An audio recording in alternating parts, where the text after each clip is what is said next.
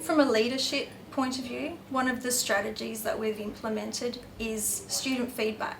So asking students in every class at different times throughout a topic or a term, how are they going? What's working for them? What is it that needs to change so that their learning can be enhanced? And the student feedback is what makes a difference to how teachers are teaching.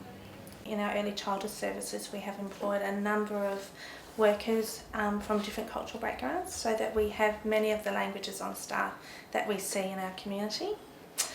And in that way we're able to draw upon their expertise and also show value to their language. It makes a difference for the educators in being able to have a good understanding of neuroscience, and then it does give a background to help in those conversations. I think our partnership with Learning Together, where in the playgroups, where often the families before they come into childcare or into preschool have already worked through with Annie and her team in the learning dispositions and the circle of security. So there's a lot of work in there where we talk about brain development and the learning that occurs right from birth, and the part that parents play in supporting children. And so what came out of it was that we made sure that the words challenge and bravery were included in it. And so teachers are now constantly talking around that with students about challenging yourself or whatever ability you have. And I mean, our school motto, the best you can be, is also not just a motto but something we live by.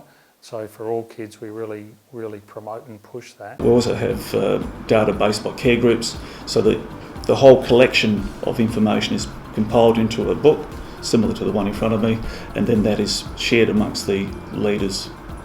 And each of those teams will have their own process of how they use it. For example, the Aboriginal educational team, they will individually go through each student. They will then have separate interviews. So in addition to the care teacher, they will also have an interview with members of the Aboriginal team. So they'll get like a double dip of extra support, and intervention strategies will be put into place. And the other thing that with site improvement plans as a leader that I think is really important is that we actually see the site improvement plan in action in the classroom.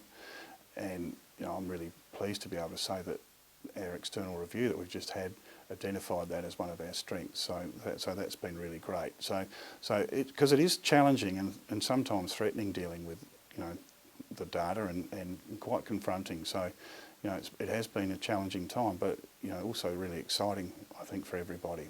Our performance management, professional development and learning meetings, and we were having individual meetings.